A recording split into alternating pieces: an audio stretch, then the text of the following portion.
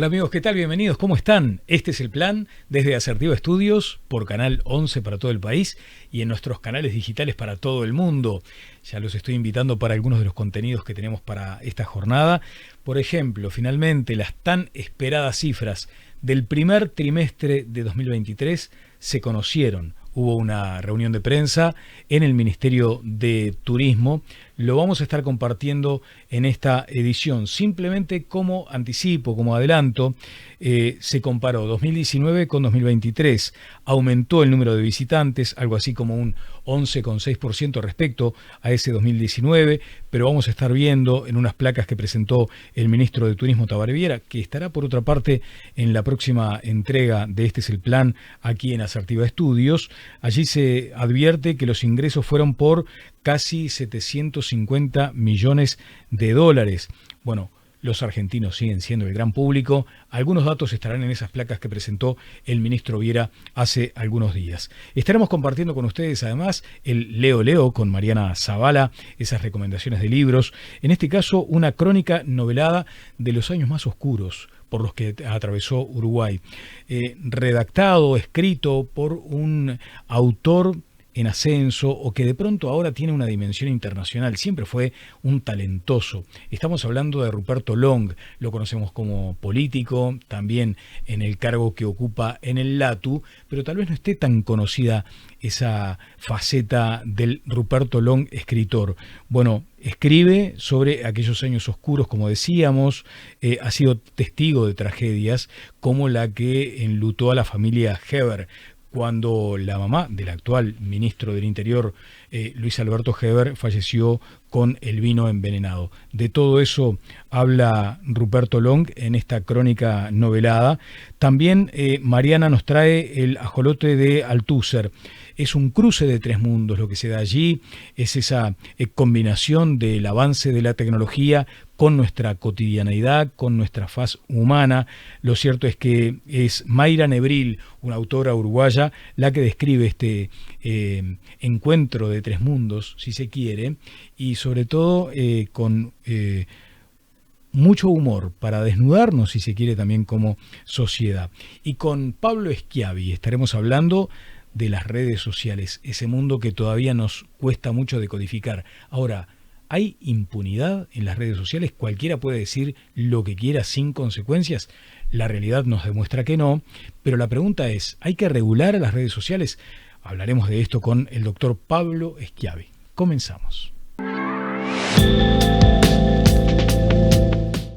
Las redes sociales hace ya bastante tiempo dejaron de ser aquella imagen de un tránsito de pronto por la feria de Tristán Narvaja. Uno escuchaba ofertas, griterío, a veces alguna discusión subida de tono, pero estaba esa cuestión bulliciosa y hasta linda. Uno ingresaba allí y se encontraba con de todo un poco. Ahora se ha transformado ya en un ámbito al que hay que tenerle mayor respeto. Y cuando digo mayor respeto, no es tanto por las consecuencias que puedan derivar de una mala conducta, sino que cambió, se ha transformado allí en un ámbito para muchas personas de riesgo, peligroso. Vamos a recibir al doctor Pablo Schiavi, que se ha especializado en estos temas, en derecho de la información, en las redes sociales. Pablo, ¿cómo te va? Muy buenas tardes, Daniel. Es un placer acompañarte en este proyecto que estás emprendiendo ahora. Muchas gracias. Sabés que, bueno, hace mucho tiempo que nos conocemos y noté aquel primer impulso tuyo de profundizar en algo que después te dio la razón. Había que empezar a decodificar, a entender algo que dejó de ser aquella cuestión inocente, ¿no? Sí, claramente no, pero está bueno lo que decía Daniel, porque aparte siempre en tu rol como comunicador relevante en nuestro país, siempre viste esta necesidad y siempre nos abriste puertas, o sea que siempre estamos muy agradecidos y ante cualquier invitación tuya siempre estamos presentes. Y bueno, en ese sentido sí, hoy las redes han cambiado el mundo, lo han transformado. No tenemos retorno para atrás, o sea, no se vuelve para atrás y todo se potenció y mucho con la pandemia. O sea, Claro. hoy las redes pasan a ser un actor relevante en lo que es la comunicación política, social, deportiva, o sea, en todos los ámbitos de interés para una sociedad, para un Estado, pasan por las redes y hay que adaptarse a las reglas de juego de Claro. ellas o ver dónde nos paramos, ¿no? Exacto. Bueno, la vida de las personas, de los países, de las organizaciones, de las empresas, pasa hoy por las redes sociales. De hecho, gran parte del éxito o el fracaso también se traducen en las acciones a través de estas redes. Y hay como una especie de primer comentario, si querés, primer concepto o primera pregunta paraguas, y es, llegado este momento, ¿hay que regularlas? Porque de pronto la misma pregunta, hecha hace 10 años, 5 años, tal vez tenía una respuesta. Hoy no sé cuál es. Claro, sí, bueno, viendo el tema ahora con un poco de retrospectiva, o sea, a ver, por lo general el derecho tiende a regular todos los fenómenos en una sociedad y las redes sociales no dejan de ser un fenómeno que aparte se quita un minuto por redes sociales, informa vacunatorio en pleno COVID, o sea, tienen una función relevante.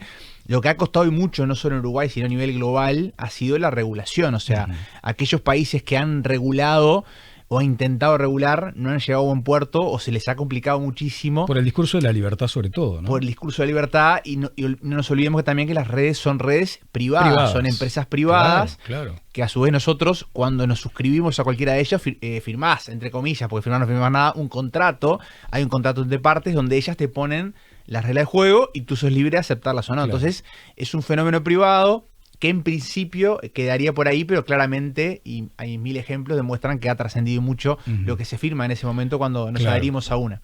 Así que en principio no hay mucho margen como para regular las redes. De hecho, ellas sí te regulan a ti. Exacto. Donde desatiendas algunos de los parámetros que establecen, la pasas mal, ¿no? Le ha pasado de Trump para abajo a todo el mundo. Bueno, ¿no? El caso de Trump fue un caso emblemático porque cuando se le bajó la cuenta de Twitter, que hasta ahora no se le volvió, no era solo el presidente de los Estados Unidos, con lo que implica, sino que también era la persona con más seguidores en todo el mundo en Twitter. O sea Totalmente. Que ahí te das cuenta cuando ellos dicen que sí, que no. Pero volviendo a tu pregunta, que me parece bien importante, sí se pueden regular aspectos laterales hacia afuera de las redes. Claro, que no sea el disparatario y que uno pueda por lo menos saber que hay como un marco que te contiene, porque si no sería... Claro. Ahí es donde está el gran desafío del derecho en general y de cada disciplina jurídica en particular de regular esos fenómenos. Pasa mucho, por ejemplo, capaz que me adelanto alguna pregunta, lo que pasa con el tema de difamación y injuria. Claro. Nosotros la tenemos regulada en nuestro Código Penal que es del año del 34. Claro. O sea, y en todo caso, Pablo, sí. Permitime brevísima la interrupción. Queda la sensación para muchos de que hay impunidad en las redes. Sí. Y eso no es tan así. No, eso ha cambiado, ¿viste? Cuando nosotros, me acuerdo de las primeras conversaciones hace ya unos años, había esa sensación de impunidad.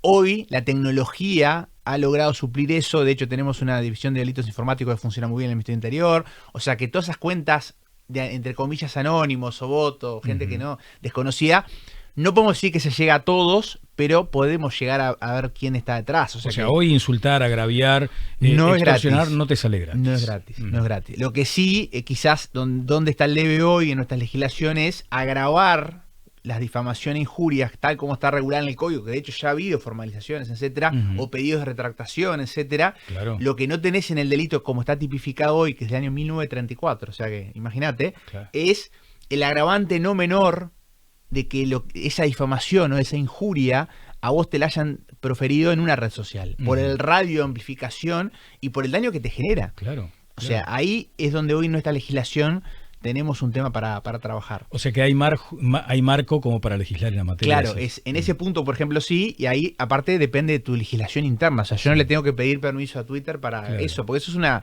un párrafo que, por ejemplo, se le puede agregar a ese artículo, y ahí yo creo que bajaría un poco a veces la temperatura, donde la falta de respeto, la difamación, la injuria gratuita, se ha transformado en un común denominador, sobre todo en esta red social, a diferencia de las otras que están más tranquilas. Si después te parece, vamos a anticiparnos a lo que puede llegar a suceder con esas redes que por hoy están un poco más calmas. Pero volviendo sobre el Twitter, que además es la red que utilizan gobernantes, políticos, periodistas, es la red de mayor influencia respecto a temas de la política nacional, digamos, ¿no? También quedaba la sensación de que vos podías insultar, agraviar, y después con una disculpa quedaba todo resuelto. Y eso también te daba cierto margen para decir, bueno, yo digo lo que quiero, si total después lo único que tengo que hacer es un pedido de disculpas. ¿Hay algo de eso? Bueno, eso es, a ver, por lo general ahí a nivel de fiscalía se ha trabajado en llevar las cosas a ese terreno del medio. Obviamente ahí también depende mucho del grado de difamación y de la sensibilidad de la víctima. El impacto que te genere sobre Claro, tu imagen, o sea, nosotros hemos Ujú. tenido casos donde obviamente la persona no va a ceder y no le va a alcanzar con un acuerdo, con una rectificación pública, o ese es el piso. Claro. O sea, porque a veces acá estamos cuando, a ver, nosotros el daño al honor o el daño a la reputación es un valor intangible. O sea, ¿cuánto vale? O sea, no lo puedo cuantificar. Claro. Entonces el daño es lo mismo. Claro, ahí está el tema ese de la viralización. Sí. Y de pronto cuando vos hablás de algo viral, remitís a las redes más o menos conocidas. Claro. En este caso estábamos hablando de Twitter, imaginemos Instagram, Facebook o YouTube de pronto, ¿no? Pero ¿qué pasa, por ejemplo, con WhatsApp? ¿WhatsApp es una red social? Bueno, WhatsApp ahí hay toda una discusión, más que una red típicamente, como en la descripción llamale jurídica, si podría haber, es más bien un canal de mensajería. Claro. El tema, Daniel, que hay WhatsApp sí es un fenómeno relativamente nuevo, no sé si se puede llamar nuevo. Viraliza cualquier cosa. Bueno, pero WhatsApp es hoy la forma en la cual nos comunicamos. O sea, a todo nivel personal, familiar, profesional. O sea, si yo te pregunto, ¿cuándo fue la última vez que vos hablaste con alguien? Hablar en el sentido, bueno, ni siquiera te hablo personal, dentro de la virtualidad en la que vivimos, que hayas agarrado un teléfono y llamado.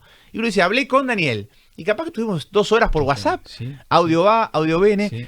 Y eso es lo que tiene WhatsApp. Sí. Sí. Hasta que, no sé si acordate, hace el año pasado que hubo 2 caídas, creo que de WhatsApp, y volvieron a llegar mensajes de texto. O sea, fue tremendo. no sabíamos ni dónde. O sea, fue tremendo. Lo que sucede claro. también con WhatsApp es que, bueno, naturalmente que para eso estará la tecnología y las autoridades correspondientes, pero ¿cuántas veces encontramos en WhatsApp mensajes que se dan por ciertos, que responden también a una manifestación de odio, por ejemplo, Sí. o directamente a denigrar al otro? Y no sabes dónde está el origen de ese primer mensaje. Y ¿no? claro, porque la viralización lo que tiene es esa onda expansiva y es muy difícil dar con quién largó eso, porque vos estás en un grupo que primero son 10, después son 15, después son 100, y vos compartís algo ahí y después es imposible seguir la ruta porque se va. Claro. De ahí el concepto de virus, o sea, es como que va tomando, Claro. te va tomando todo los canales. Pablo, vos tenés una mirada sobre la experiencia comparada. ¿Este clima que a veces se vive en Uruguay con las redes sociales es algo frecuente en el mundo, digamos, o tenemos un caso uruguayo para el tratamiento de las redes? A ver, por lo general tiene similitudes, o sea, yo por ejemplo estuve ahora en Semana de Turismo en Argentina y bueno, lo de ahora es el mejor ejemplo, ¿no? Está fuera de concurso. Pero claro, sí, vos lo ves que entras a Twitter y decís, me bajo, porque claro. Claro. Y- Donde se acrecientan seguramente también los sesgos, las diferencias políticas, la confrontación. Y- Se dice muchas veces que en las redes allí está instalada la grieta, Sí. no de pronto tal vez en la sociedad en su conjunto, pero las redes son una manifestación de lo que somos. No, y no solo eso, Daniel, o sea, cada vez más cosas que empiezan en las redes terminan teniendo consecuencias en la vida política, en la vida social, Claro. en la vida económica. Hoy en Argentina vamos a salir de, se está hablando de una devaluación. Ujú. ¿Y quién está hablando? Se está hablando en las redes. Claro. Pero cada vez que hablan o actores relevantes argentinos hablan de eso, el dólar blue sigue subiendo. Exactamente. O sea que el fenómeno nace ahí y después vos no pasa lo que pasaba antes, que digan, no, esto lo dijeron en Twitter. Claro. Eso ya no existe más. Claro, y además antes me parece que estaban muy identificadas las comunidades, Claro. las tribus. Y hoy de pronto podés tener un ejército, con esto además Sí. incorporado de la inteligencia artificial, podés tener un ejército de gente que replique determinados Exacto. mensajes funcionales a un discurso, a una postura, Exacto. a una decisión. Generar también. una campaña que se Ujú. generan. Ya veremos en la política que van a tener un rol mucho más preponderante aún. ¿Qué pasa, por ejemplo, o sea, para cerrar el tema anterior, quien escracha, quien extorsiona, tiene su penalización? ¿Es posible que no le salga, como decíamos, no le salga gratis eso? No, eso es exacto, o sea, gratis no le va a salir, obviamente hay que hacer la denuncia con todas las formalidades que corresponden y ahí se acompaña en un pendrive o a veces yo uso mucho la certificación notarial, bueno, mirá, para evitar que lo borre al tweet. Claro. O sea, esto lo dijo. La captura de pantalla funciona siempre. Funciona, además, ¿no? y funciona más cuando la protocoliza con un escribano porque tiene otra legitimidad. No basta simplemente No, con a la ver, captura. en sí basta, pero... si No está mal acudir a un claro, porque escribano. ha pasado a veces que dicen, no, yo no fui. O sea, Claro, no fui a tal hora. claro, sí, y el sí. escribano da fe pública Mm. del momento, el lugar y dónde fue que lo Bien. dijo. Y después, a ver, la justicia trabaja y el Poder Judicial trabaja y la Fiscalía trabajan. El tema es que vos, lo que no tenemos hoy quizás es un agravamiento Ujú. de las sanciones Claro. por haberlo dicho en redes. Claro. Ahí es donde nos queda flojo el tema. Bueno, decías hoy, por ejemplo, que en algún momento, sobre todo en la pandemia, las decisiones se comunicaban a través de Twitter, y estoy hablando desde el presidente de la República, pasando por ministros, un presidente que además desafectó de sus cargos a ministros mediante la vía del Twitter. Y después esto que percibimos todos, que a veces parece una riña callejera, todos contra todos, una locura, un descontrol. Ahora, después está la investidura de quienes utilizan las redes sociales. Y ahí me refiero, por ejemplo, a la manera en que tuitean abogados, fiscales, jueces. ¿Cómo debe observarse eso? Bueno, ahí yo tengo una primera salvedad, que capaz que la compartís, pero estaría bueno en este intercambio que estamos teniendo. O sea, yo no creo en eso que se disocia a la persona del cargo. Yo tampoco. O sea, no... lo vemos en clases, en cursos. O sea, cuando la persona en su perfil pone opiniones de título personal... Sí. Yo me pregunto que somos dos personas, o sea, digo lo que quiero en redes, pero me conocen quizás por el cargo público o también relevante privado que puedo tener una empresa privada. Sí. Eso no, porque... Y ahí, por ejemplo, la autoridad administrativa, sea del sector público o también del privado, ¿puede generar como una política de uso de redes? Sí, claro. A nivel privado es muy común. O sea, que los CEOs, cargos gerenciales, hay manuales donde, o sea, no te dicen qué decir o qué no decir, pero te llevan o te dan pautas a que tengas cuidado. Exactamente. A ver, decir uso responsable no sé si sería lo que corresponde, pero ojo, porque vos sos el CEO de tal constructora y mañana hay este problema y vos sos la cara visible de la empresa en ese o sea, como que te dan pauta. En lo público hubo intentos de... pero han sido muy parcializados. Porque ¿no? ahí volvemos a esta cuestión, ¿no? Vemos a fiscales tuiteando, abogados también, jueces. Claro, a mí el tema de fiscales y jueces sí preocupa un poco más porque ya ha habido casos donde se han removido jueces o fiscales por uso de redes. Claro. O sea, acá hubo un caso muy notorio hace, no sé si mucho tiempo, pero era una jueza, creo, de violencia basada en género, de Pando, capaz que me equivoco de la ciudad, pero de Canelones, que sacó un TikTok... ¿te acordás? Claro, perfectamente. Bueno, al otro día no estaba más. O sea, eso para que veamos que lo que pasa en el mundo de las redes ya no es inocuo a la realidad. Y capaz que era una magistrada con la mejor carrera funcional, pero es lo que dijo o manifestó tuvo consecuencias en su actividad funcional. Acá hay como dos extremos, ¿no?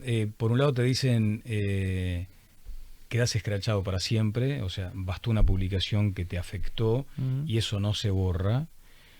Y después el todo pasa. Cuando te dicen, no te preocupes, ¿sabes qué? Acá todo pasa. Sí. En el medio se instala este debate del derecho al olvido. Exacto. Que es algo sobre lo que también contigo hemos hablado muchas veces. ¿El derecho al olvido qué significa? Bueno, publicaron algo, se demostró fehacientemente que no era así, y yo tengo el derecho a que eso sea quitado de Internet, de ese mundo inabarcable de las redes, en fin. ¿Se ha avanzado en eso? Bueno, en ese punto, Daniel, lamentablemente no. O sea, seguimos sin tener, por lo menos a nivel legislativo, una regulación del derecho al olvido como hay en nuestros países. El derecho al olvido estaba en uno de los anteproyectos de la LUC. Había un capítulo de derechos digitales donde estaba incluido. Incluso me acuerdo que hablamos en aquel momento y luego se quitó y después no se reguló más. O sea que a nivel ley, aún no tenemos ley. Sí se trabaja mucho en ese tema como una manifestación más. Se lo agarra por el lado de la ley de datos personales. O sea, como una... digamos una interpretación una amplia. Derivación ahí. Exacto, pero no lo tenemos. Sí ha habido recientemente sentencias contra Google en Uruguay, o sea que a nivel de jurisprudencia sí hubo avances, pero seguimos sin el artículo o la regulación legal que habilite eso, porque eso está vinculado al concepto de reputación online, que puede ser tanto personal como corporativa. Y eso es muy importante, porque uno toma decisiones en función de lo que arroja Google de nosotros. Totalmente. Bueno, Pablo, podríamos seguir hablando mucho rato más de esto. Ojalá que tengamos oportunidades más adelante aquí en Este es el Plan. Me queda una cuestión. Hoy decías lo de la responsabilidad de los gobernantes, el uso que le dan los gobernantes también, y citabas los ejemplos de la pandemia, o sea, donde te anunciaban a qué lugar tenías que ir a vacunarte y lo hacían a través de las redes institucionales, del Ministerio de Salud, por ejemplo. Y cuando se configuraba una campaña de bien público que estimulaba la vacunación, que se entendía que ese era el objetivo del gobierno, no se veía como algo malo. Ahora tenemos una polémica instalada por esta campaña donde se habla de rebajas impositivas. Una campaña de bien público asociada a la rebaja impositiva de un gobierno, de una administración. ¿Tenés opinión sobre eso? Bueno, sí, mira, a mí me llamó la atención en la discusión que se armó, incluso salió una opinión mía publicada en la Diaria, en El Observador. O sea, cuando se reguló el tema ese, yo me pregunto, si una rebaja de esto, no justifica una campaña de bien público, ¿qué lo justifica? Eso es una opinión personal, pero después cuando vas a la ley, cuando regula en qué casos correspondería a este tipo de campaña, la ley no hace una redacción, como se dice, acotada, sino que pone ejemplos tales como... Y ahí habla de accidente, seguridad vial y otros varios temas. Inclusive, con el periodista que hablábamos, decía que el tema de la vivienda pública, la vivienda cuando hay no está incluido. Entonces me dan un plan de viviendas que cualquier gobierno ejecutó y no lo podría difundir al amparo de esta ley. Claro. Me parece que no. No justificaba todo este regalo. No, obviamente, claro, ahí lo que tenés que como gobierno, y de hecho es lo que vi, no, o sea, tenés que ser 100% fidedigno en lo que estás transmitiendo porque estás haciendo uso de eso, pero fuera de esa discusión no hay mayor ilegalidad en ese tema.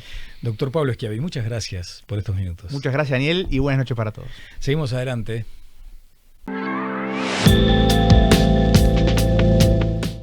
Y este 29 de abril a las 9 de la noche comenzó el censo, que en esta fase será digital. Vamos a compartir un tramo de la entrevista que le realizamos aquí en Asertiva Estudios a Diego Aboal, el director del Instituto Nacional de Estadística. Varias preguntas y aquí las respuestas. Correcto. Otra pregunta. ¿Qué pasa con los uruguayos con residencia temporaria en el exterior, sea por temas de trabajo, de turismo o de estudios, por ejemplo? Bueno, digamos, si la residencia no implica un periodo de más de 12 meses, digamos, el hogar en Uruguay debe censarlo a esta persona como parte de ese hogar, ¿no? En el caso que la residencia exceda de 12 meses o que esté residiendo de forma permanente en el exterior, en ese caso no debe censarse porque los límites que importan son los límites del territorio nacional, ¿no? Las personas, por ejemplo, en hogares residenciales, en cárceles, en hospitales, ¿serán censados y cómo? Sí, el censo llega a toda la población, por tanto, existe un operativo común para la mayor parte de las zonas urbanas del país y después algunos operativos especiales, por ejemplo, para la población en situación de calle. En este caso vamos a trabajar junto al Ministerio de Desarrollo Social para estimar, para poder llegar a esta población. También llegamos a la población privada de libertad, así que ahí vamos a trabajar junto al Ministerio del Interior para poder cuantificar esta población. También aquellos que residen en hogares como pensiones o hoteles, digamos, esa población también es alcanzada por el censo. ¿El mismo cuestionario siempre? No. A esta población, que son casos particulares, en general es un cuestionario mucho más corto y preguntan por algunas características básicas, pero no es el mismo cuestionario que se aplica a un hogar, digamos, que no es colectivo. Decíamos lo de los residenciales, los LPEM, como se denominan técnicamente, y me lleva a otra pregunta. Aquellos hogares unipersonales que notoriamente hay una persona que no está en condiciones de responder por distintas causas, ¿puede tener al lado a una persona que lo asista? Sí, puede ocurrir el caso de, digamos, incluso con el censo, con el autocenso digital, que un nieto ayude al abuelo que vive solo a completarlo, así que eso es posible, digamos. Pueden haber otros informantes que colaboren con la respuesta de estas personas, ¿no? Tengo una pregunta de larga data. ¿Cuál es la diferencia entre hogares y viviendas? Porque este es un censo de población, hogares y viviendas, y hay mucha gente que de pronto cree que hogar y vivienda es lo mismo. Bueno, en la mayor parte de los casos, hogar y vivienda es lo mismo, pero en una vivienda podrían haber más de un hogar. Por ejemplo, si hay dos grupos de personas en una misma vivienda que no comparten la olla, para ponerlo de forma muy gráfica, es decir, que cada uno cocina y el gasto de cada conjunto de personas es distinto, en ese caso hay dos hogares en esa vivienda. Obviamente es la minoría de los casos, en general vivienda y hogar es lo mismo, pero podrían haber más de un hogar en una misma vivienda. ¿Por qué es importante tener detalles sobre las viviendas? Bueno, porque además, digamos, no solo queremos saber quiénes somos, sino que queremos saber cómo vivimos. Entonces, es importante saber si nuestra vivienda tiene conexión a, por ejemplo, a electricidad o no, si tiene agua potable, si tiene techo liviano o no, si ha sufrido inundaciones, si tiene piso de tierra o no. Es decir, esto permite una caracterización de cómo viven los uruguayos, además de saber quiénes somos, claro, ¿no? Qué sexo, qué edad, qué ocupación tenemos. Además de eso, queremos saber cómo viven. Claro, porque se menciona, por ejemplo, cantidad de electrodomésticos, algunos elementos de confort, y uno se pregunta, ¿tienen, digamos, un uso estadístico que uno supone que es de valor? Sí, efectivamente consideran que sí. Sí, por supuesto. Además tienen múltiples usos, ¿no? Desde estimar, por ejemplo, digamos, la demanda de energía que pueda representar en un país. También permite diferenciar diversos hogares, ¿no? Ujú. Es decir, los electrodomésticos son elementos que nos diferencian también. Claro. Entonces, a partir de esto uno puede tener aproximaciones a cómo vivimos y el nivel de confort de esos hogares. Bueno, otra, las viviendas que son de uso temporal. Estamos pensando en balnearios, alguna casa de campo. ¿Cómo serán censadas si efectivamente no están habitadas todo el tiempo? O si casualmente se encuentran personas cuando pasa el censista, ¿cómo se realiza allí el censo? Bueno, las personas deben censarse en su, digamos, residencia habitual, digamos, Habitual, ¿no? ahí está. Por tanto, si tiene una casa en la playa que va los fines de semana, deben responder por el lugar donde tiene residencia habitual. Por supuesto, nosotros también contabilizamos todas estas viviendas. A los efectos de saber cuántas viviendas hay en Uruguay, nosotros las vamos a registrar, pero los detalles sobre los electrodomésticos, sobre las condiciones de la vivienda, están referidas al lugar de residencia habitual de la persona. Porque está aquello también del uso híbrido ahora, ¿no? Con esto del teletrabajo, tal vez 3 días en Montevideo, 4 en alguna zona del interior del país. Allí encaja perfectamente lo que tú mencionabas. Sí, se responde por la vivienda donde permanecemos más tiempo durante el año, ¿no? Hay otras innovaciones, vamos a hablar de esto más adelante de todos modos en detalle, pero nuevos temas que asoman en este cuestionario censal. El diagnóstico del espectro autista, viviendas, como tú mencionabas, con problemas de riesgos por inundaciones. O sea, se realizará también un censo de mascotas en el hogar. Yendo primero a lo del espectro autista, ¿por qué elegir puntualmente este tema? Bueno, es un tema muy relevante en el país y sobre los cuales no hay una cuantificación precisa. Y bueno, y es un elemento que puede servir de forma muy importante a la política pública.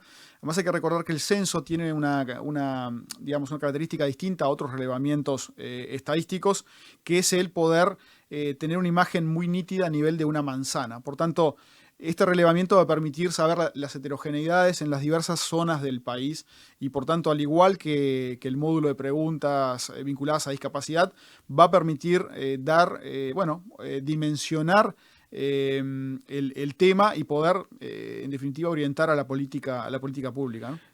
Ascendencia étnico-racial, ¿la trascendencia de esa pregunta? Bueno, como sabemos, existen algunas minorías que están afectadas por algunos problemas en particular. Por ejemplo, es muy conocido a partir de las estadísticas que se maneja por parte del INE, que la población de ascendencia afro o negra tiene algunas cifras o algunas estadísticas que muestran ciertas vulnerabilidades. Por ejemplo, sufren de forma más importante el desempleo, tienen menor registro de la seguridad social, tienen mayor problema en términos de pobreza. Por tanto, es importante cuantificarlas, saber otra vez dónde viven y identificar los problemas que seguramente los afectan de mayor forma en algunos casos que al resto de la población. Bien, las mascotas, eso es una novedad también, ¿no? Relevamiento de mascotas. Sí, digamos, en el Uruguay no hay un censo de mascotas. Como sabemos, es un fenómeno también cada vez más importante y tiene implicaciones de diverso tipo, incluso sanitarias. Por tanto, es importante dimensionar el tamaño de este fenómeno, conocer las heterogeneidades en las diversas zonas del país y eventualmente, bueno, la política pública otra vez. Pueden ser datos muy importantes para orientar políticas, por ejemplo, de sanidad animal, ¿no? Claro. Orientación sexual, por ejemplo, autopercepción, en ese sentido, es otro de los temas que plantea el censo. Bueno, en realidad no. O sea, lo que el censo releva es género, que digamos que es distinto a orientación sexual. Digo porque hay algunos relevamientos, algunas encuestas que efectivamente, de hecho, preguntan las dos cosas, ¿no? Orientación sexual y también género. En el caso de este censo, el censo pregunta por género. Hay que recordar que existe una ley en Uruguay que hace obligatorio en los relevamientos que realiza el INE de la inclusión de una pregunta sobre género, tanto en las encuestas continuas de hogares como en ejercicios como son el censo. Por tanto, vamos a tener una pregunta vinculada a género en este censo. Diego, hoy hablábamos de la preparación y eso tuvo que ver muchísimo con la academia, con instituciones afectadas positivamente, además por la realización de este censo. ¿Hay como una vía de contacto permanente? Sí, es permanente. Es decir, nosotros algunas de estas dimensiones las hemos, dimensiones que se incluyen como preguntas en el censo han sido discutidas con la academia, ¿no? Con la academia y también con organizaciones de la sociedad civil. Por ejemplo, la de ascendencia étnico-racial fue una de las preguntas que se abrió a comentarios y existen otras que hemos hecho lo mismo. Decir que también existe una comisión honoraria académica que está integrada por el Fondo de Población de Naciones Unidas, por la Universidad ORT de Uruguay, la Universidad Católica y la Universidad de la República, que es un organismo también asesor, y también es un organismo al que le transmitimos las diversas decisiones y pueden eventualmente opinar. Es un elemento de transparencia del censo el poder tener un organismo independiente, honorario, que está mirando lo que estamos haciendo y además está haciendo aportes. Un GACH del censo. Algo así, algo así. Bueno, y estamos en tiempos mencionábamos el volumen de información que tendrá esta recolección estadística, y uno se pregunta por los niveles de seguridad. ¿Cómo se transmite esa información? ¿Cuáles son las garantías? Sobre todo en tiempos de hackeos. Bueno, sí, nosotros estamos trabajando de forma conjunta con Antel y algunas empresas subsidiarias de Antel, y también con AGESIC, para hacer diversos tipos de pruebas sobre los sistemas informáticos. Parte de esas pruebas consisten en hacer hackeo ético, que básicamente es intentar hackear el sistema, pero obviamente personas que están contratadas específicamente para eso, para que tengamos niveles de protección altos. ¿Han hecho eso ya? Sí. ¿Ya ha funcionado bien? Bueno, sí. A ver, y algunas cosas hemos tenido que corregirlas. Es decir, estos son testeos de forma previa que muestran posibles puntos de vulnerabilidad y donde uno tiene que reforzar allí la seguridad. Lo mismo, estamos haciendo pruebas de carga, es decir, que el sistema web resista la cantidad de accesos que estimamos que van a tener. Es decir, son todos ejercicios que hemos estado haciendo y que continúan, de hecho, en estos momentos, para llegar con sistemas que sean robustos. Y luego, una vez que esta información llega al INE, es información que pasa a estar no identificada. Es decir, cualquier elemento de identificación son retirados de la base principal, por tanto los datos quedan ya desde ese momento no identificados, y luego se realizan procedimientos de anonimización, digamos, que son distintos a desidentificar. Uno puede desidentificar, pero eventualmente uno podría determinar la característica de alguna persona simplemente por el valor de las variables. Bueno, o sea, hay otros procedimientos de anonimización para evitar que eso ocurra, ¿no? Bien. Leo con Mariana Zavala. ¿Qué tal, Mariana? ¿Cómo te va? Hola, Daniel, muy bien. ¿Y tú? Bien, confieso que es uno de los espacios ahí que espero todas las semanas. Muchas gracias, yo lo disfruto mucho también. Probablemente en lugar de agua podríamos un pocillito de café, sí, para darle... no vendría mal. La lectura con un cafecito. Un cafecito, un tecito, si un es tecito un domingo. También, exacto. el después del almuerzo, tal vez. Mariana, bueno, tenemos algunos recomendados de la semana. Hay uno que tiene que ver con Ruperto Long.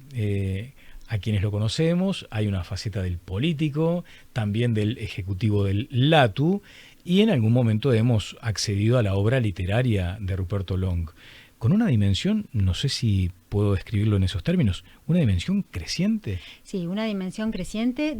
Podemos decir que es un autor internacional, claramente. A veces nosotros no damos cuenta de su dimensión, pero Ruperto Long, desde que en 2016... Por eso de que vive acá a la vuelta, ¿viste? Vive acá a la vuelta, es accesible para todos, lo vemos en otras facetas, pero en 2016 sacó una novela que se llama La niña que miraba los trenes partir, y además de convertirse inmediatamente en un bestseller en Uruguay, trascendió fronteras, entró a Europa a través de España y después se convirtió en los más vendidos en Italia. Hace que hoy, con otra novela que hizo, esté haciendo una gira por Europa hasta hace poquitos días. De verdad se transformó en un referente de lo que podríamos llamar ese tipo de narrativa que es como la historia novelada, ¿no? La historia parte novelada. casi siempre o sea, de... parte de hechos que sucedieron, Sí. pero les da esa connotación de novela. Exacto. Tal es el caso de este libro que tenemos hoy para recomendar, y se trata de una novela sobre los años oscuros. ¿Cuál sería como el título principal para describir este ataque final? El ataque final es puntualmente es la trama detrás de la muerte de Cecilia Fontana de Heber. Muchos lo recordarán, es el famoso caso no resuelto de los vinos envenenados, que se supone que por error terminaron matando a la mamá del actual ministro del Interior. Uh-huh. En los años 75, sabemos que en Uruguay en aquel momento había los años oscuros, como le llamamos, ¿no? Era una sucesión de episodios violentos en medio de la dictadura. Cada día era peor que otro. Y entonces lo que hace Ruperto es meterse en esta década y realmente pinta ese Uruguay bajo el manto también regional del Plan Cóndor. Uh-huh. Se centra en lo que es el personaje de Cecil, como la llama él, la recrea, nos muestra a la ama de casa, a la madre de cinco hijos, claro. A la madre preocupada por la situación de inseguridad en el país y que termina salpicándola a ella misma con su muerte a temprana edad. Sí, y que por otra parte pudo haber otras víctimas. La investigación determinó eso, justamente. Exactamente, ¿no? sí. Y Ruperto lo recoge eso también. Ruperto lo recoge, la verdad que es un libro que está muy bien documentado como él lo hace. Uh-huh. Tiene partes de novela y eso se agradece porque hace que uno entre directamente en vivir esos episodios, pero este es como el ápice de algo mucho mayor, que es la trama de asesinatos que hubo en torno a esos años oscuros. Se mete con las vicisitudes de los episodios de Selmar Michelini y Gutiérrez Ruiz. Uh-huh. Hay una historia novelada, pero súper documentada, de los intentos fallidos de asesinar a Wilson Ferreira Lunate y sus escapes. Tenemos una novela que se desarrolla, por lo tanto, en Montevideo, en Buenos Aires y en Londres. Tenemos intrigas desde la CIA, las diferentes facciones militares que estaban uh-huh. en aquel momento. De verdad, se lee como un thriller, pero lo más tremendo es que es todo verdad. Claro. Eso, qué interesante, porque además este género narrativo que transforma hechos que sucedieron en novela, de pronto explican algo que cada tanto me pregunto, y es, ¿hay público para estos relatos de años tan oscuros, tan jorobados para todos? ¿Hay quien todavía tiene avidez de conocer? Y de pronto tal vez aquí está la explicación. Si lográs contarlo con este estilo, probablemente encuentres también a personas que en primera instancia dicen, bueno, esto ya fue historia del pasado, esa historia reciente que no me interesa. Cuando te atrapa un thriller, como decís, y probablemente ahí te sumerjas en eso. Tiene eso, por supuesto, lo del thriller hace que la gente se sume, y de hecho es de los géneros que se acompañan más desde la lectura, pero también tiene como plus que este es un episodio que nunca había sido tratado como tal. Ajá. De verdad nos da como otra perspectiva, claro, o una lectura nueva de los hechos, sí. Y en ese sentido también para el lector que le interesa estar informado es un aporte. Yo te diría que es un libro de doble entrada. Claro, que está bárbaro ese concepto de la doble entrada. Además, él en todo momento dice que es testigo de todo esto, ¿no? Sí, claramente. De hecho, parte de la novela, él cuenta cosas personales que vivió. La novela se acompaña además de fotografías que son testimonios de aquella época, algunas inéditas, y parte de ellas son del archivo de Ruperto Long también. El ataque final de Ruperto Long es uno de los recomendados en este Leo de Mariana Zavala. Y después nos vamos, si te parece, Mariana, al El ajolote de Althusser, de Mayra Nebril. Presentanos primero a Mayra Nebril. Sí, Mayra Nebril es una autora joven, o relativamente joven, uruguaya, es una psicóloga, y en 2019 ganó el premio de narrativa Lucich por este libro. Uh-huh. Y a raíz de eso se inserta en el menú de publicaciones de la editorial Estuario, que me detengo un minuto. Claro.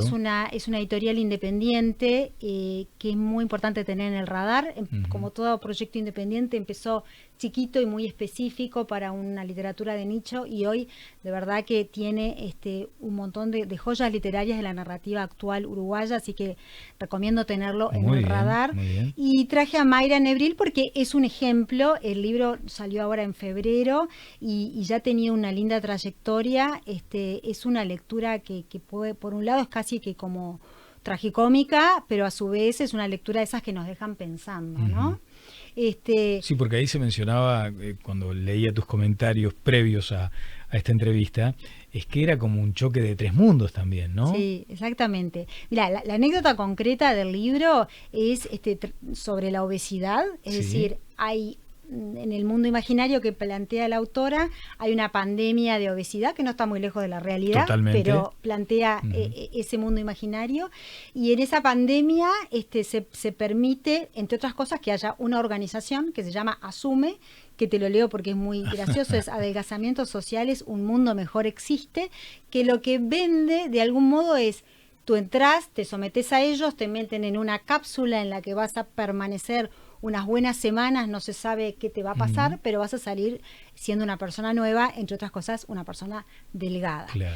Entonces, ese mundo que es un disparador, como te digo, con cosas tragicómicas, se le suma un aditivo que es el personaje central, que es un periodista que está dispuesto a someterse a esto, con la condición de que cada una semana lo dejen salir y que él cuente qué está pasando allí. Mira, así que el periodista gordo. El periodista gordo tiene que bajar 80 kilos. Casi nada. Este es un cruce con muchas, digamos, intersecciones entre la literatura y la realidad. Sí. La autora, a medida que va contando todo eso, cada tanto interrumpe para contar cómo piensa terminar la novela, por ejemplo.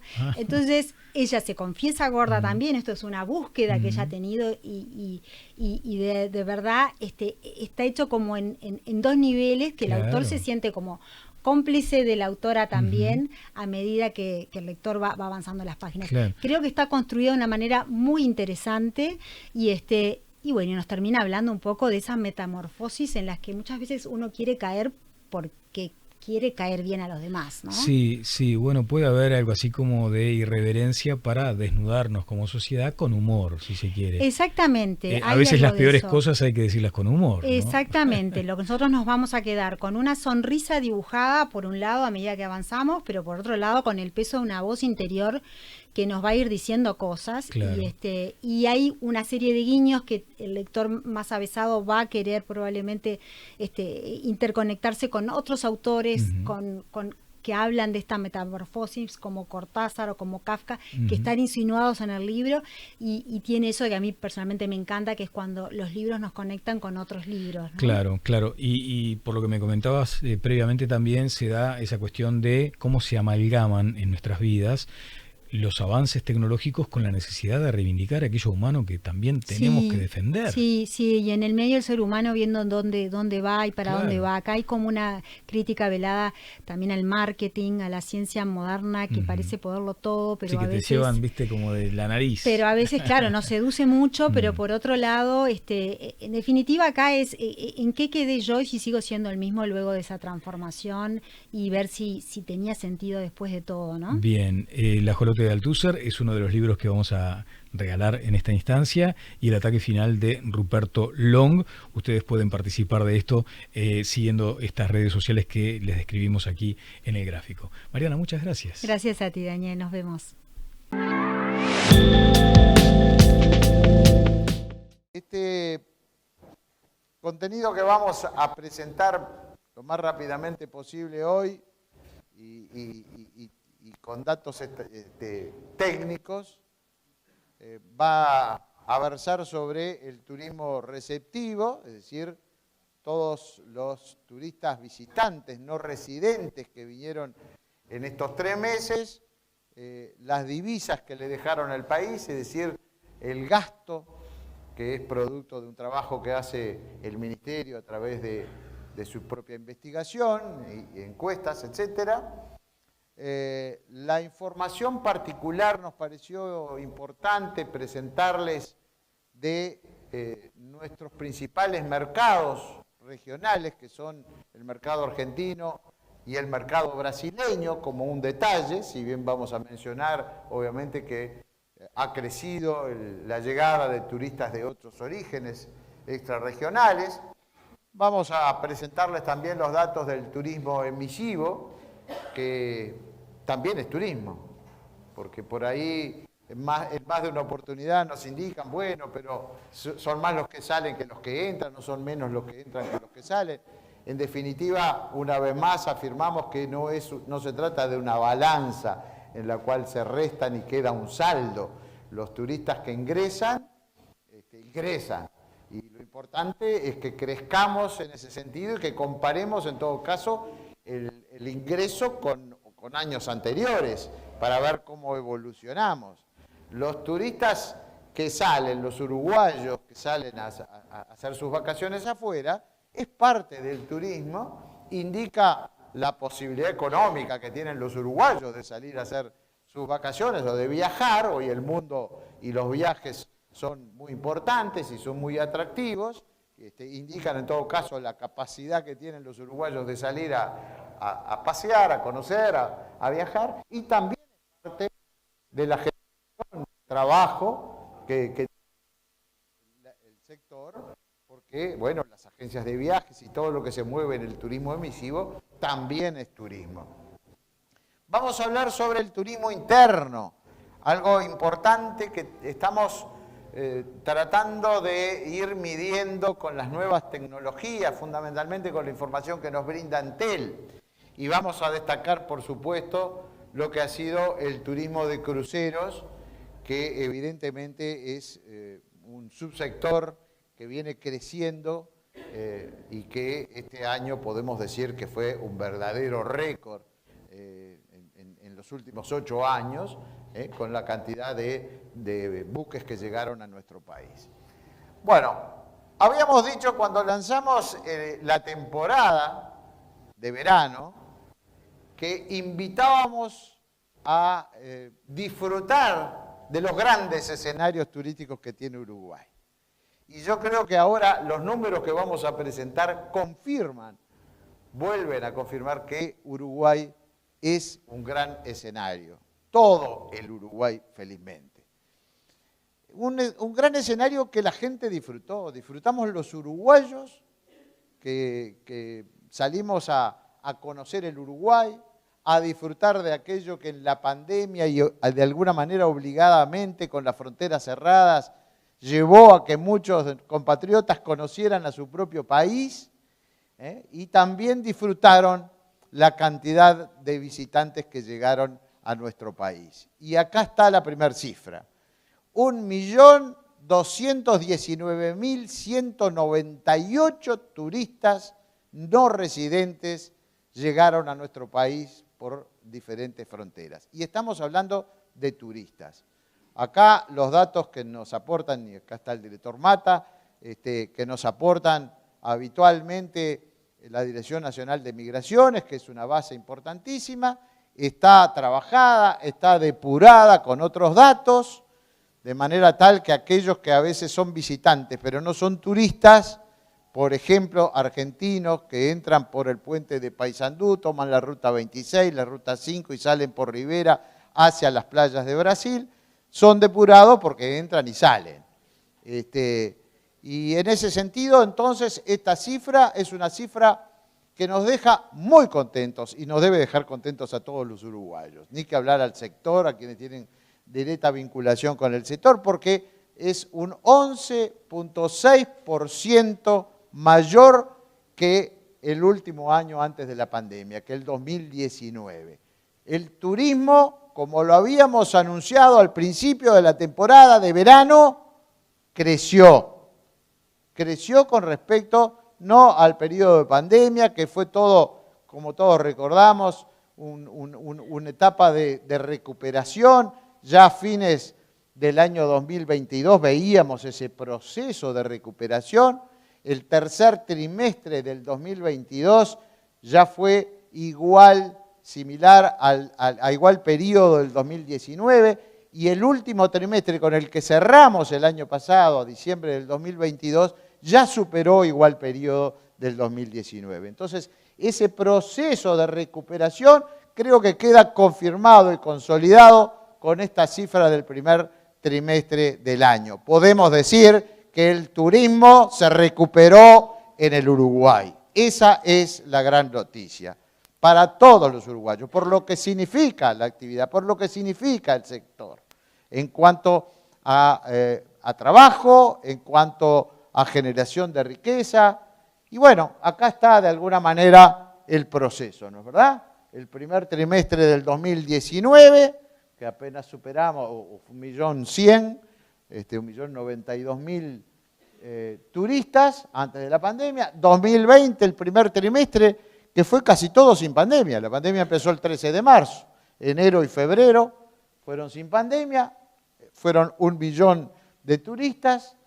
Luego, el primer trimestre del 2021, estábamos en plena ola del COVID, y obviamente todas las fronteras cerradas, no lo contamos. Y luego, el año pasado, el 2022, claramente se truncó. Empezamos muy bien el verano, diciembre fue un buen mes, luego enero, ya con el advenimiento del Ómicron y con aquella nueva ola, claramente se truncó y acá están las cifras del 2022 en total. Entonces, este primer trimestre indica la confirmación de esa recuperación del sector. Estos turistas, estos 1.220.000 turistas en cifras redondas, gastaron en su visita, en sus vacaciones, en su estadía en Uruguay, 741 millones de dólares.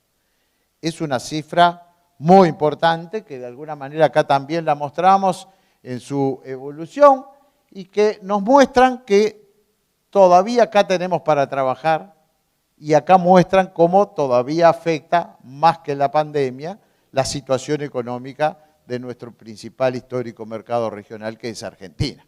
Es decir, venimos después del 2021 recuperando, comparado los primeros trimestres del año 2019, en el 2022 hubo una recuperación y seguimos recuperando ahora en este primer trimestre, pero no alcanzamos al primer trimestre del 2019. El gasto fue menor y ahora vamos a ver que exactamente el gasto fue menor por los turistas argentinos. Pero las cifras son muy parecidas, es apenas un 4% menor a la del primer trimestre del 2019. Nuestros hermanos argentinos fueron 716.548 los que vinieron. Confirma lo que habíamos también previsto, de que a pesar de la situación económica que todos sabemos que sufre Argentina y la diferencia cambiaria y las consecuencias que eso trae en los precios, los argentinos, sobre todo en verano, iban a apostar por el destino uruguayo, por la calidad de nuestros servicios, por la diversidad de la oferta y, en definitiva, tuvimos 2.6% más de argentinos que nos visitaron este año que antes de la pandemia, que en el 2019. Hubo un crecimiento y el gasto de estos argentinos fue de 431 millones. Y acá es donde se ve la diferencia entonces de por qué no recuperamos. Notoriamente es menor el gasto de los turistas argentinos. Hasta aquí esta edición de Este es el Plan, desde Asertiva Estudios, por Canal 11, para todo el país y por nuestras plataformas digitales para el mundo. Ya estamos preparando nuestra próxima edición. Estará aquí con nosotros el ministro de Turismo, Tabaré Viera. Que pasen todos muy bien.